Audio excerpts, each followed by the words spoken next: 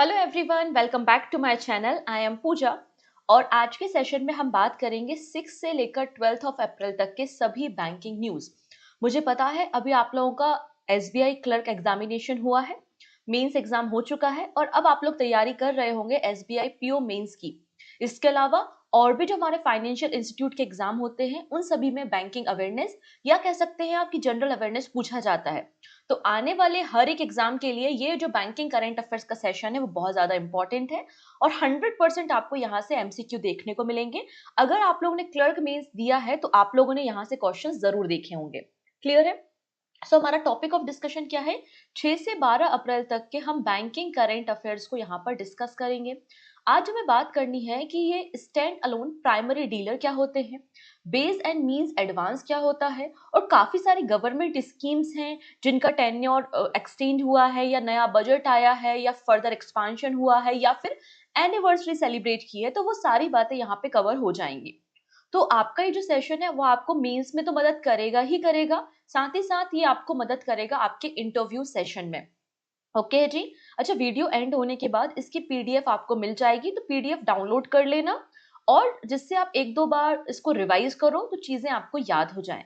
PDF आपको मिल जाएगा पूजा Jain classes application पे।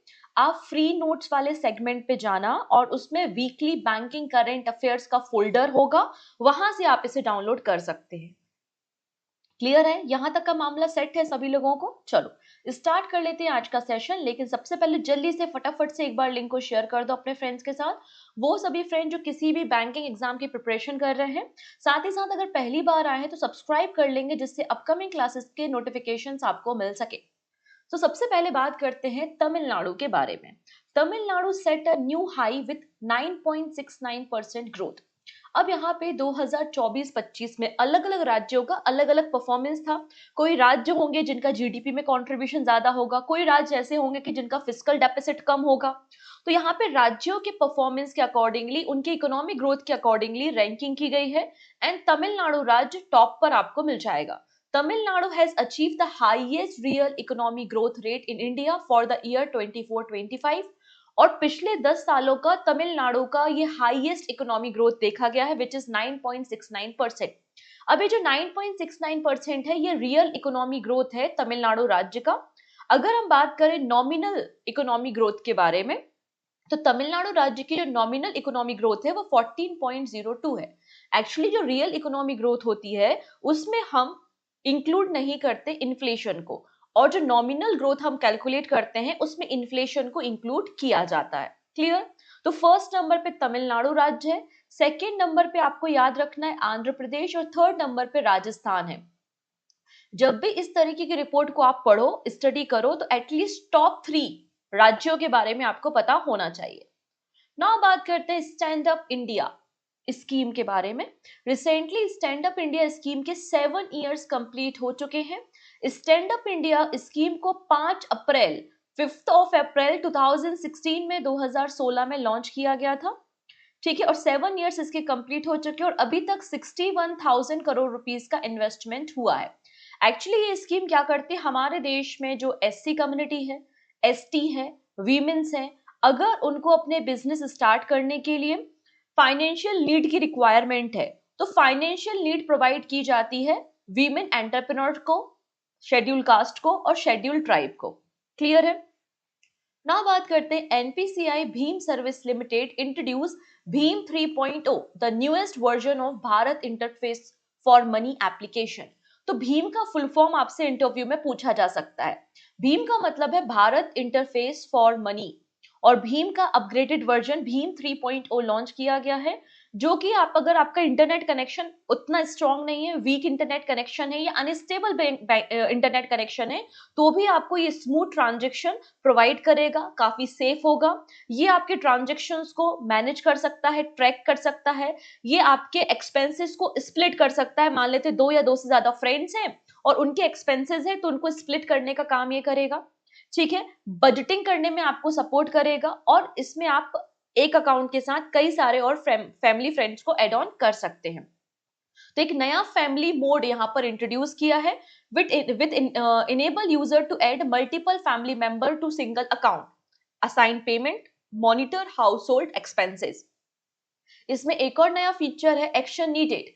अलर्ट आपको आएगा, जैसे आपको अगर बिल पेमेंट करनी है और आप भीम यूपीआई का इस्तेमाल करके या भीम एप्लीकेशन का इस्तेमाल करके बिल पेमेंट करते हैं, तो अगर डेट मिस हो जाती है तो वो आपको अलर्ट भी शेयर करेगा। इसके अलावा फॉर बिजनेसमैन एक नया फीचर एड ऑन किया है जिसका नाम है भीम बेगा। ये क्या करेगा, मर्चेंट से डायरेक्टली पेमेंट एक्सेप्ट करेगा without requiring third party application. और भीम 3.0 जो अपग्रेडेड वर्जन है ये 15 अलग अलग भाषाओं में अवेलेबल होगा और अप्रैल मंथ से इसे लॉन्च किया गया है।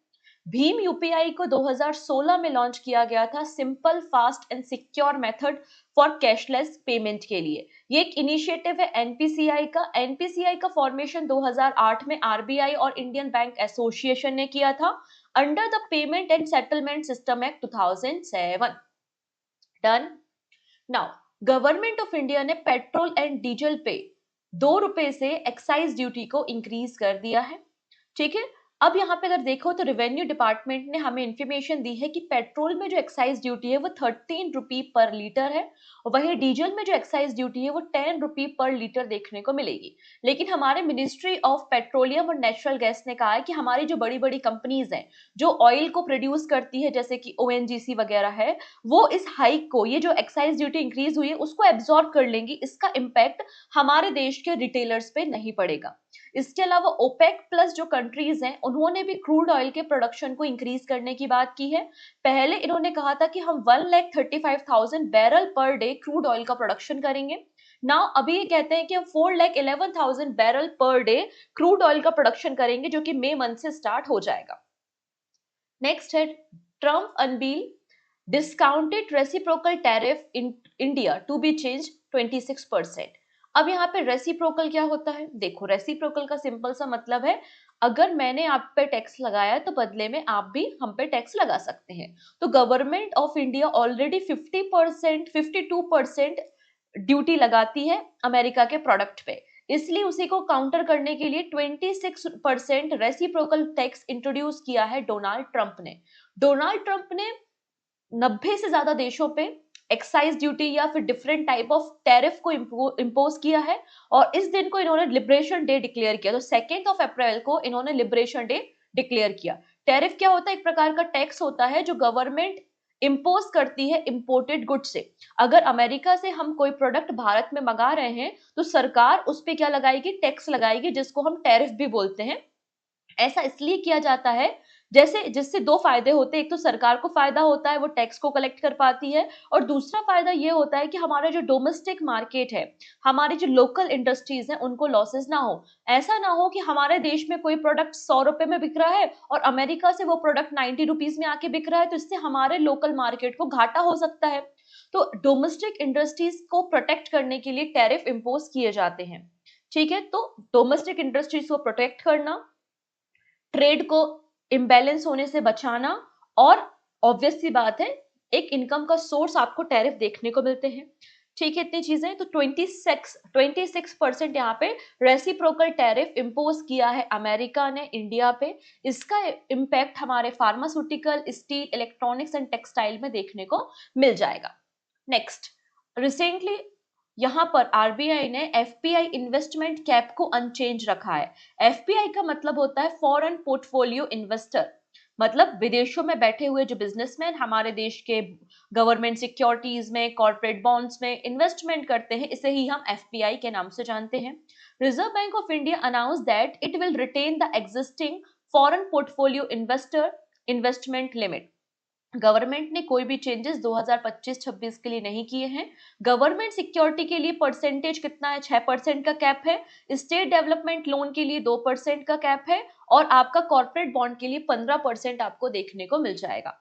ठीक है, अगर हम टाइम पीरियड और इन्वेस्टमेंट लिमिट की बात करें तो अप्रैल से लेकर सितंबर तक गवर्नमेंट सिक्योरिटी में जो इन्वेस्टमेंट की लिमिट है वो 2.79 ट्रिलियन रुपीज है। कॉर्पोरेट बॉन्ड में जो इन्वेस्टमेंट लिमिट है वो 8.22 ट्रिलियन रुपीज आपको देखने को मिल जाएगी। ठीक है, अभी काफी कुछ डिस्कशन करने बाकी है, लेकिन उसके पहले अगर अगर आपको अभी तक नहीं पता कि यहाँ पर मंथली बैंकिंग करेंट अफेयर्स की मैगजीन अवेलेबल है फॉर योर अपकमिंग एग्जामिनेशन, तो मैं आपको इन्फॉर्मेशन देना चाहती हूँ कि पूजा जैन क्लासेस एप्लीकेशन पे विजिट करो मैगजीन सेक्शन में। वहां पर आपको मार्च मंथ की कंप्लीट करंट अफेयर्स की मैगजीन, जिसमें 300 प्लस एमसीक्यू और पूरे मार्च मंथ के वन लाइनर्स अवेलेबल है, ये आपको अवेलेबल हो जाएगी केवल 25 रुपीज में पूजा जैन क्लासेस एप्लीकेशन पे। प्रिंटेबल फॉर्मेट में है, आप इसे इजिली डाउनलोड कर सकते हैं। एंड सेकेंड जो मैगजीन है वो है बैंकिंग करंट अफेयर्स की मैगजीन, जिसमें मार्च मंथ का कंप्लीट बैंकिंग इवेंट्स को कंक्लूड किया गया है। ठीक है, नेक्स्ट है 10th एनिवर्सरी ऑफ प्रधानमंत्री मुद्रा योजना एंड मुद्रा। तो प्रधानमंत्री मुद्रा योजना को हमने लॉन्च किया था 8 अप्रैल 2015 में, 8 अप्रैल 2015 को इसके 10 साल कंप्लीट हो चुके हैं। और मुद्रा, मुद्रा का मतलब है micro units development and refinance agency limited, जो कि सिडबी की सब्सिडरी है। ठीक है, सिडबी की सहायक कंपनी आपको देखने को मिलेगी मुद्रा। तो micro unit development and refinance agency limited के भी 10 इयर्स कंप्लीट हो गए, इसे भी 8 अप्रैल 2015 में लॉन्च किया था। अब ये मुद्रा लोन क्या होता है या प्रधानमंत्री मुद्रा योजना क्या होती है? तो हमारे देश के जो एमएसएमई हैं, नॉन कॉर्पोरेट्स हैं, नॉन फार्म्स हैं, उनको जब लोन प्रोवाइड किया जाता है अपने बिजनेस को ग्रो करने के लिए, उसे हम मुद्रा लोन के नाम से जानते हैं। इस लोन को रेगुलेट करने का काम रिजर्व बैंक ऑफ इंडिया करता है और लोन प्रोवाइड करने का काम सभी commercial bank, RRBs, NBFCs, micro financial institute करते हैं। इसमें बताया गया है कि पिछले 10 सालों में हमने 52 करोड़ लोगों को लोन बांटा है और इस लोन का total amount 32.61 lakh crore rupees आपको देखने को मिल जाएगा। अब 4 अलग अलग कैटेगरी में मुद्रा लोन दिए जाते हैं। पहला होता है शिशु कैटेगरी, जिसमें अप टू 50,000 रुपीज तक का लोन दिया जाता है। दूसरा होता है किशोर स्टेज, जिसमें 50,000 रुपए से लेकर अप टू 5 लाख रुपीस तक का लोन प्रोवाइड किया जाता है। फिर तरुण स्टेज में 5 लाख रुपए से लेकर 10 लाख रुपए तक का लोन प्रोवाइड किया जाता है। और फिर तरुण प्लस आता है, तो तरुण प्लस कैटेगरी में 10 लाख रुपए से लेकर 20 लाख रुपए तक का लोन प्रोवाइड किया जाता है। क्लियर? अब यहाँ पे बात हो रही थी मुद्रा के बारे में। मुद्रा का फुल फॉर्म एग्जाम में पहले बना है और वापस से बन सकता है। मुद्रा का मतलब है micro unit development and refinance agency limited. इसे 2015 में सेटअप किया गया था अंडर द कंपनीज एक्ट 2013 और ये सिडबी मतलब Small Industry Development Bank of India की सहायक कंपनी है। ये रजिस्टर है as a NBFC with RBI, headquarter Mumbai में है और ये प्रधानमंत्री मुद्रा योजना को एग्जीक्यूट करने का काम करती है। नेक्स्ट आता है पालना स्कीम। तो पालना स्कीम के बारे में बात की गई है कि ministry of women and child development ने हमको इन्फॉर्मेशन दी है कि हमने 1761 आंगनवाड़ी कम क्रेचेस को ओपन किया है all over the country under the पालना स्कीम। पालना स्कीम के अंदर बेसिकली क्या किया जाता है, चाइल्ड केयर की जाती है। कोई अगर महिला है, वो वर्किंग है, वो अपने बच्चे मतलब वर्किंग आवर्स में अपने बच्चे का ध्यान नहीं रख पा रही है, उसके लिए इन चाइल्ड केयर सेंटर्स को ओपन किया है, जिसमें 6 महीने से लेकर 6 साल तक के बच्चों को चाइल्ड केयर यहाँ पर किया जाता है। और पालना स्कीम की शुरुआत 2022 में की गई थी और ये मिशन शक्ति का एक पार्ट है। ये सेंट्रली स्पॉन्सर्ड स्कीम है। इसमें 60:40 का फंडिंग रेशियो होता है between the central government and state government.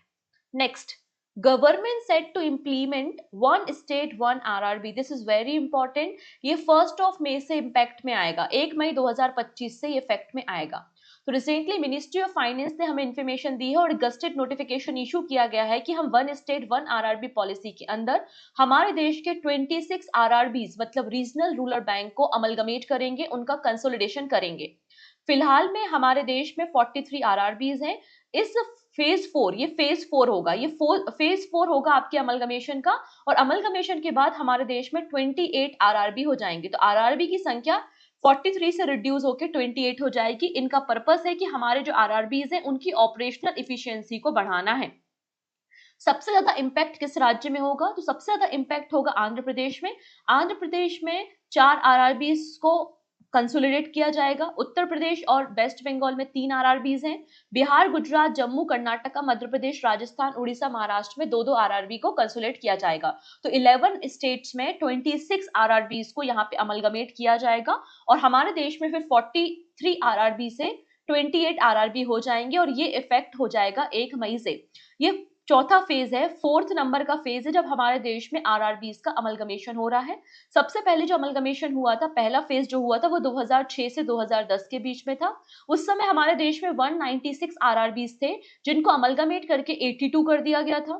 फिर सेकेंड फेज 2013 से 2015 के बीच में हुआ, 82 को रिड्यूस करके 56 कर दिया। फिर फेज 3 2019 से 2021 के बीच में हुआ, जिसमें 56 से रिड्यूस करके 43 कर दिया और अब ये 43 से 28 किया जा रहा है। तो ये सीक्वेंस थोड़ा सा आपको याद रखना है, 196 से 82, 82 से 56, फिर 43 एंड 28। अगर हम इसका हिस्टोरिक बैकग्राउंड देखते हैं तो इसके लिए तैयार की गई थी 2001 में एक व्यास कमेटी, और व्यास कमेटी की रिकमेंडेशन के बाद ही हमारे देश में आरआरबी का कंसोलिडेशन स्टार्ट किया गया है। क्लियर इतनी चीजें, ये बात यहाँ पर मेंशन की गई है। अगर हम आरआरबीज की ओनरशिप के बारे में बात करें तो 50% शेयर सेंट्रल गवर्नमेंट के होते हैं, 35% शेयर स्पॉन्सर्ड बैंक के होते हैं और 15% शेयर आपको स्टेट गवर्नमेंट के देखने को मिल जाएंगे। 2023-24 में हमारे आरआरबीज को 7,571 करोड़ रुपीस का प्रॉफिट आपको देखने को मिल जाएगा। ठीक है, जैसे कि क्या चेंजेस किए जा रहे हैं, चेंजेस जैसे कि दक्षिण बिहार ग्रामीण बैंक और उत्तर बिहार ग्रामीण बैंक को मर्ज करके बना दिया जाएगा बिहार ग्रामीण बैंक, जिसका हेडक्वार्टर पटना में होगा और इसका स्पॉन्सर बैंक कौन है, पंजाब नेशनल बैंक। हमारे देश में स्टेट बैंक ऑफ इंडिया है जो सबसे ज्यादा आरआरबीज को स्पॉन्सर करता है। ठीक है, एसबीआई 14 आरआरबीज को स्पॉन्सर करने का काम करता है, उसके बाद पंजाब नेशनल बैंक और कैनरा बैंक आपको देखने को मिल जाएंगे। इतनी चीजें क्लियर हो चुकी हैं। चलिए अगली कहानी हम समझते हैं। मॉनेटरी पॉलिसी कमेटी की मीटिंग हुई थी और यहाँ पे सेकेंड टाइम आरबीआई ने रेपो रेट को कट डाउन किया है, 0.25% से कट किया है और हमारे देश में जो रेपो रेट है वो 6% आपको देखने को मिल जाएगा। तो आरबीआई ने रिसेंटली मॉनेटरी पॉलिसी अनाउंस की है और यहाँ पर इन्होंने अपना स्ट्रेंथ न्यूट्रल से रखा है, अकोमोडेटिव। ठीक है, यहाँ पे संजय मल्होत्रा ने जो कि गवर्नर है प्रेजेंटली आरबीआई के, उन्होंने मॉनेटरी पॉलिसी कमेटी की मीटिंग को चेयर करने का काम किया था। इसमें रेपो रेट को 0.25 बेसिस पॉइंट से रिड्यूस करके कितना कर दिया है, तो 25 बेसिस पॉइंट से रिड्यूस करके इसे 6% कर दिया है। इसके अलावा अगर हम बात करते हैं अपने देश की जीडीपी के बारे में, पहले आरबीआई ने कहा था कि हमारे देश की जो जीडीपी रहेगी वो 6.7% रहेगी, लेकिन अब इसको रिड्यूस करके इन्होंने कहा है कि 2025-26 में हमारे देश की जो जीडीपी होगी वो 6.5% आपको देखने को मिल जाएगी। क्लियर है? तो policy repo rate 6%, fix reverse repo rate 3.35%, SDF याद रखेंगे 5.75%। अभी हम इस पर डिस्कशन करने वाले हैं थोड़ी देर में। 5.75% आपको एसडीएफ देखने को मिल रहा है, एमएसएफ 6.25% और बैंक रेट भी 6.25% है। सीआरआर 4.5% है, एसएलआर 18% है और जीडीपी 6.5% है। ये आपका अपडेटेड लिस्ट है, इस अपडेटेड लिस्ट को याद रखना है फॉर अपकमिंग एग्जामिनेशन। क्लियर है? मॉनेटरी पॉलिसी कमेटी के बारे में बात हो रही है कि इस कमेटी का फॉर्मेशन कब किया गया था, 2016 में किया गया था under the reserve Bank of India act 1934। ठीक है, इसका पर्पस क्या होता है, हमारे देश की मॉनेटरी पॉलिसीज को डिफाइन करना जिससे हम अपने देश में इन्फ्लेशन को रेगुलेट कर सकें। ठीक है, साल भर में 4 बार मॉनेटरी पॉलिसी कमेटी की मीटिंग होती है। इसमें 6 मेंबर हैं, चेयरमैन हैं आपके संजय मल्होत्रा जो कि आरबीआई के गवर्नर हैं। इसके अलावा कुछ और मेंबर हैं जैसे कि doctor Nagesh Kumar, professor Ram Singh, Saugata Bhattacharya, doctor Rajeev Ranjan and M Rajeshwar Rao. ठीक है, डन इतनी चीजें, यहां तक का मामला क्लियर हो चुका है। चलो नेक्स्ट, 1 सेकेंड। SBI withdraw अमृत कलश fix deposit scheme from the 1st of April। Actually SBI ने 2 फिक्स डिपॉजिट स्कीम की शुरुआत की थी, एक है अमृत कलश और दूसरी है अमृत वृष्टि।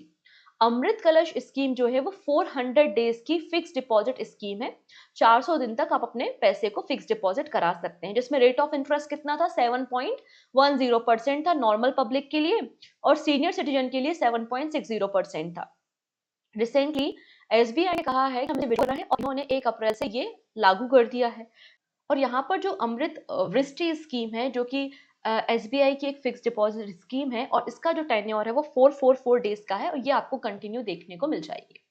नेक्स्ट बात करेंगे, RBI permit NPCI to enhance UPI transaction limit for payment to merchant payments. अब यहाँ पर जैसे कि अगर मुझे यूपीआई करना है आपको, तो मैं एक बार में 1 लाख रुपए ही पेमेंट कर सकती हूँ, क्योंकि हमारे देश में फिलहाल में जो पर्सन टू पर्सन और पर्सन टू पर्सन और पर्सन टू मर्चेंट जो यूपीआई लिमिट है वो 1 लाख रुपए है। लेकिन आरबीआई ने recently national payment corporation of India NPI को अप्रूवल दिया है कि आप यूपीआई के फ्रेमवर्क में चेंजेस करो और जो पर्सन टू मर्चेंट पेमेंट्स होती हैं उसमें यूपीआई लिमिट को इंक्रीज करो। तो ऐसा एक्सपेक्टेड है कि 2 लाख रुपए आपके अप टू 2 लाख रुपीज तक आप यूपीआई कर सकते हैं पर्सन टू मर्चेंट, और स्पेशल केसेस में 5 लाख रुपए हैं, जैसे कि हेल्थ है, एजुकेशन सेक्टर है या फिर क्रेडिट बिल पेमेंट्स है। ये अनाउंसमेंट यहाँ पर किया है। अभी फिलहाल में कोई चेंजेस नहीं किए हैं, केवल आरबीआई ने एनपीसीआई को कहा है। ठीक है, फिलहाल हमारे देश में जो पर्सन टू पर्सन और person to merchant payment limit है वो 1 लाख रुपए आपको मिल जाएगी। नेक्स्ट बात करेंगे निवेशक दीदी फेज 2 के बारे में। निवेशक दीदी फेज 2 प्रोग्राम की शुरुआत की गई है। ये जो इनिशिएटिव है इसे लॉन्च किया है investor education and protection fund authority and India post payment bank ने। नई दिल्ली में ये एग्रीमेंट साइन हुआ है और सेकेंड फेज लॉन्च किया है निवेशक दीदी का। पहला जो फेज था निवेशक दीदी का वो 2022-23 में लॉन्च किया था। निवेशक दीदी क्या होती हैं? एक तरीके की फीमेल डाकिया होती हैं इंडिया पोस्ट में, और जिनका अपना भी अकाउंट होता है इंडिया पोस्ट पेमेंट बैंक में। ये अलग अलग जगहों पे जाकर रूरल एरियाज में, सेमी अर्बन एरियाज में जाती हैं और वहां पर रहने वाली महिलाओं को फाइनेंशियल लिटरेसी के बारे में बताती है कि आपको सेविंग हैबिट कैसे डेवलप करनी है, आपको फ्रॉड से कैसे बचना है। उनको नॉलेज देने का काम, स्किल डेवलपमेंट करने का काम ये निवेशक दीदी करती हैं। बात समझ में आ रही है इतनी? हाँ जी, तो यहाँ पर जो निवेशक दीदी इनिशिएटिव का फेज 2 लॉन्च किया जा रहा है, इसका एम क्या है? तो ये फोकस करेगा आपका women in the rural area, semi urban area और अंडर सर्व एरियाज में।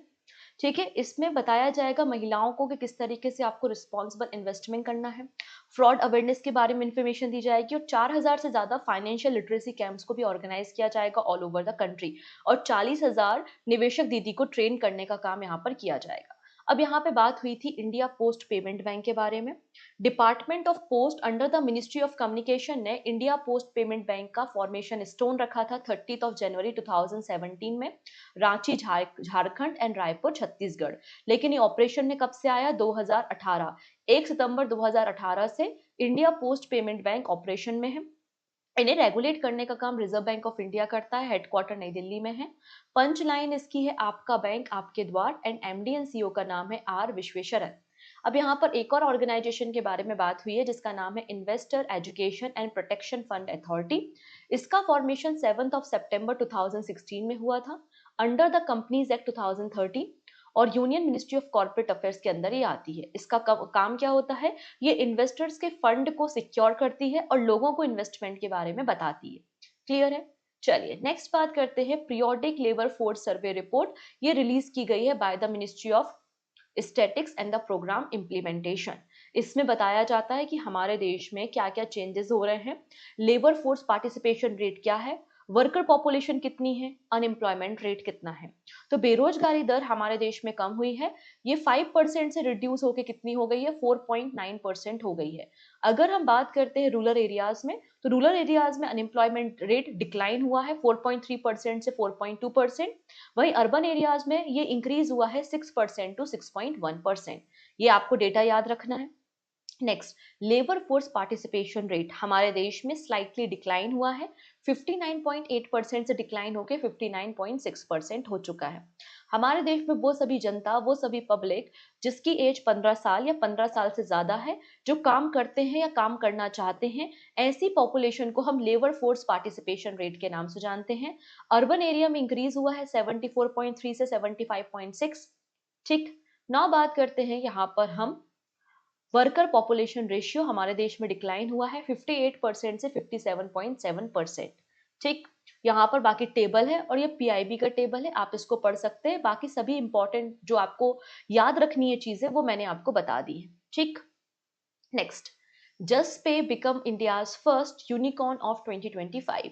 तो बेंगलुरु बेस्ड एक फिनटेक कंपनी है जिसका नाम है जस्पे। जस्पे क्या है? एक पेमेंट इंफ्रास्ट्रक्चर प्रोवाइडर कंपनी है, और रिसेंटली इसने $60 मिलियन के फंड को रेज किया था और इसकी वैल्यूएशन $1 बिलियन पहुंच चुकी है, और ये हमारे देश की 2025 की पहली यूनिकॉर्न कंपनी देखने को मिल जाएगी। जस्पे का हेडक्वार्टर बेंगलुरु में है और इसके फाउंडर हैं विमल कुमार।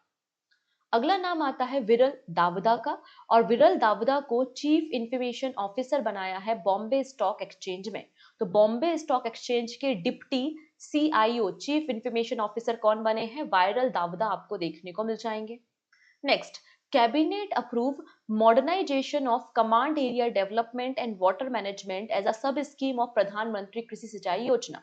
तो गवर्नमेंट ऑफ इंडिया ने प्रधानमंत्री कृषि सिंचाई योजना के अंतर्गत command area development and water management scheme की शुरुआत की है, जिसके लिए 1600 करोड़ रुपीस का बजट भी दिया है 2025 से 2026 के लिए। इससे क्या किया जाएगा? हमारे देश का जो रूरल एरिया में इरिगेशन इंफ्रास्ट्रक्चर है, तो सिंचाई के लिए जो इंफ्रास्ट्रक्चर तैयार किया है उसे मॉडर्नाइज किया जाएगा और माइक्रो इरिगेशन के लिए फार्मर्स को इंफ्रास्ट्रक्चर प्रोवाइड किया जाएगा। प्रधानमंत्री कृषि सिंचाई योजना जो है वो 2015-16 की स्कीम आपको देखने को मिल जाएगी। Next, India's national critical mineral mission for sustainable future 2025 launch. हमारे देश में जब यूनियन बजट 2024-25 का प्रेजेंट किया गया था, तब हमारे देश में पहली बार हम लोगों ने नेशनल क्रिटिकल मिनरल मिशन की बात की थी। Finally national critical mineral mission को अप्रूव कर दिया है। इससे हम अपने देश में ही एक्सप्लोरेशन करेंगे, माइनिंग करेंगे क्रिटिकल मिनरल्स की और अपने देश की इकोनॉमी में कंट्रीब्यूट करेंगे। साथ ही साथ हमारी जो इंपोर्ट डिपेंडेंसी है वो भी रिड्यूस हो जाएगी। इसके लिए 16,300 करोड़ रुपए 16,300 करोड़ रुपीस का बजट अलॉटमेंट किया है। और यहाँ पे जियोलॉजिकल सर्वे ऑफ इंडिया ने कहा है कि हम 2024-25 से 2030-31 तक लगभग 1200 साइट्स पे एक्सप्लोरेशन करेंगे और क्रिटिकल मिनरल्स को आइडेंटिफाई करेंगे।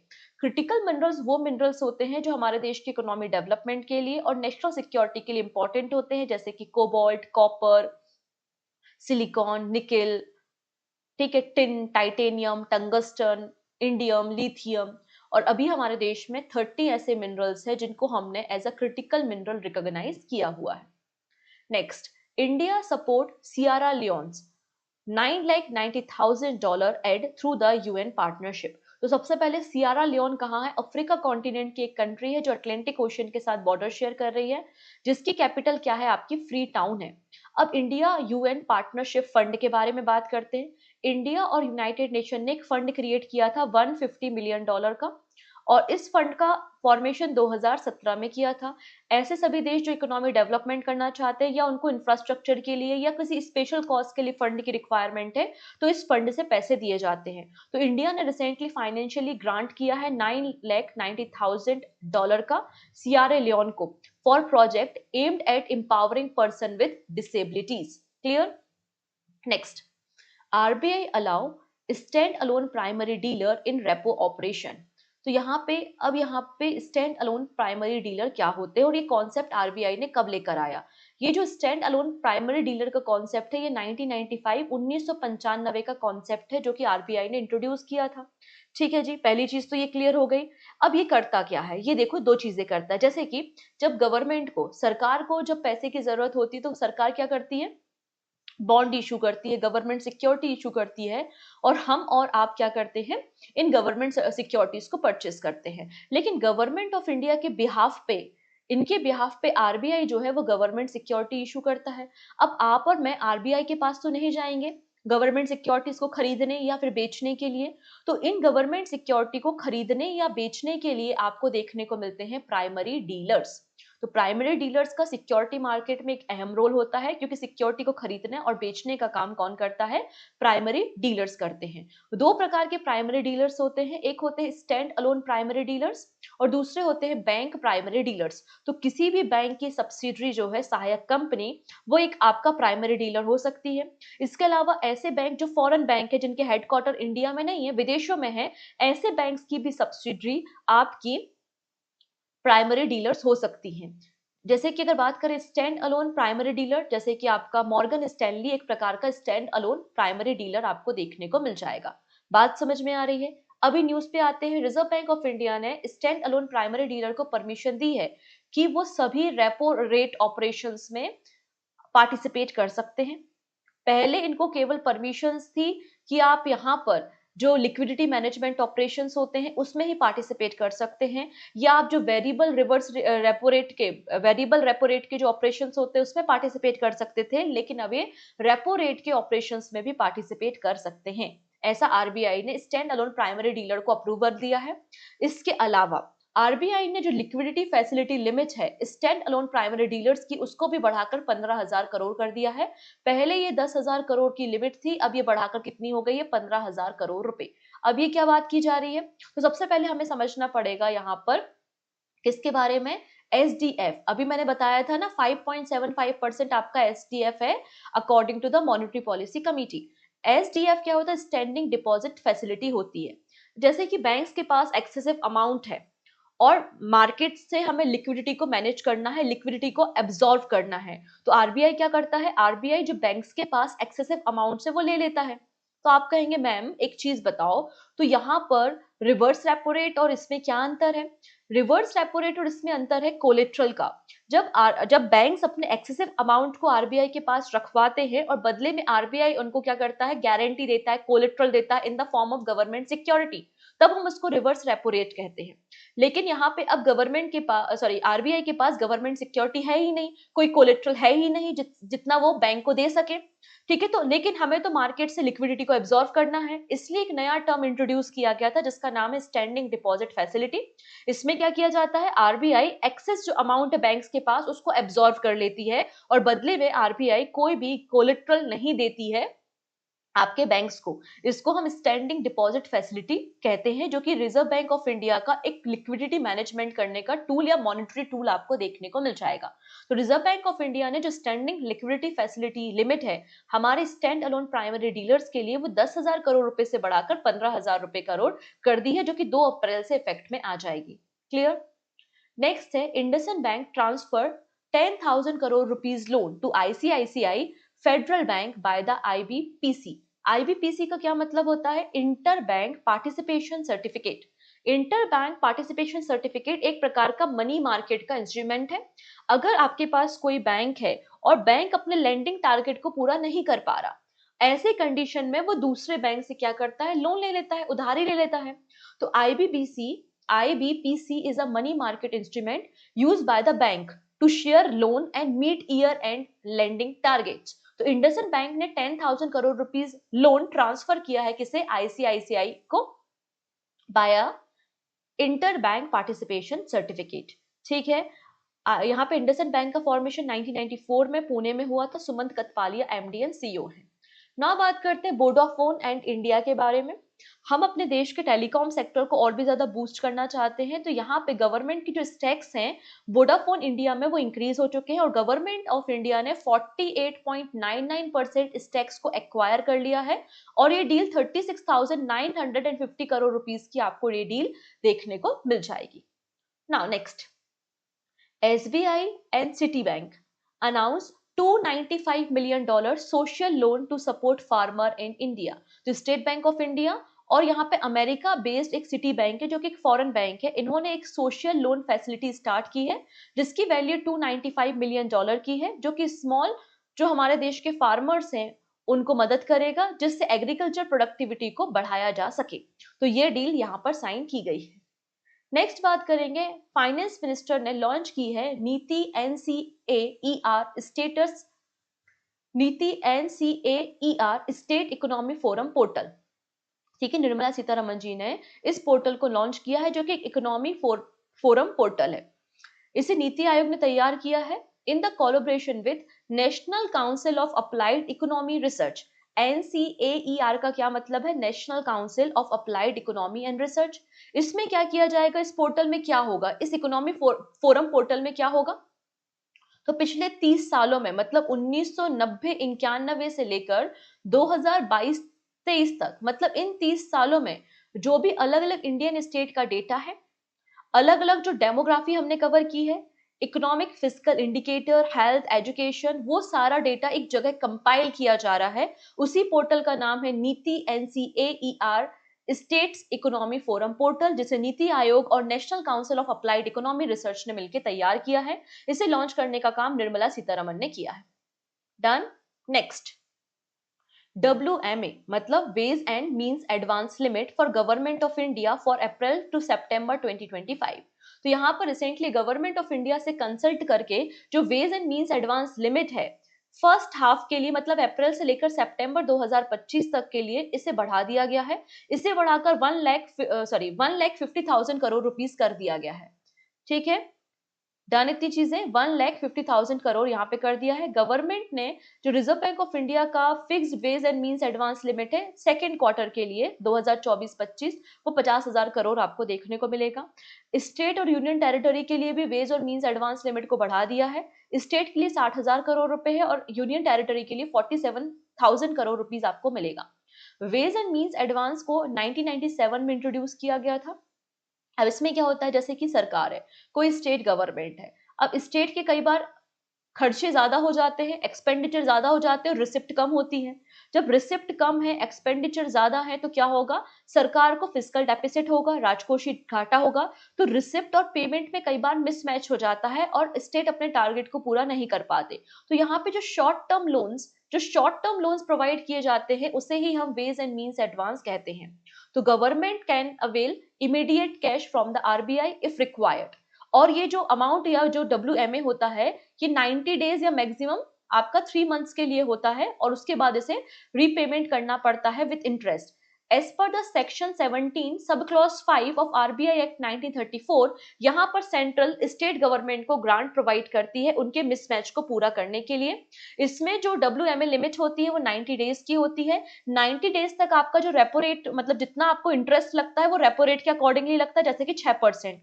लेकिन जैसे ही 90 डेज से ज्यादा हो जाते हैं और आपने पेमेंट नहीं किया, तो उस केस में ये ओवरड्राफ्ट कंसिडर किया जाता है और रेपो रेट प्लस 2% एडिशनल आपको रेट ऑफ इंटरेस्ट पे करना पड़ेगा। तो ये होता है आपका ways and means advance. Clear है? और ये पीरियोडिक बेसिस पे रिवाइज होते हैं, सेंट्रल गवर्नमेंट इसे डिसाइड करने का काम करती है और स्टेट टू स्टेट भी ये रेट वेरी करते हैं। तो फिलहाल तो वेज और मीन्स एडवांस जो लिमिट है वो 1,50,000 करोड़ रुपए कर दी गई है अप्रैल से लेकर सितंबर 2025 तक के लिए।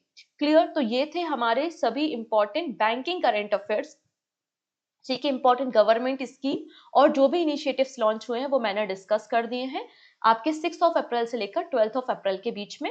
इसकी PDF आप पूजा जन क्लासेस एप्लीकेशन से डाउनलोड कर लेना और इस तरीके की मोर इन्फॉर्मेशन के लिए, करंट अफेयर्स को पढ़ने के लिए आप मुझे फॉलो भी कर सकते हैं डेली करंट अफेयर्स में मॉर्निंग 9 AM। और वीडियो अगर पसंद आए तो इसे आप शेयर कर लेना अपने फ्रेंड्स के साथ और पहली बार आए तो सब्सक्राइब कर लेना जिससे अपकमिंग क्लासेस के नोटिफिकेशन मिल सके। Thank you so much, take care and bye bye.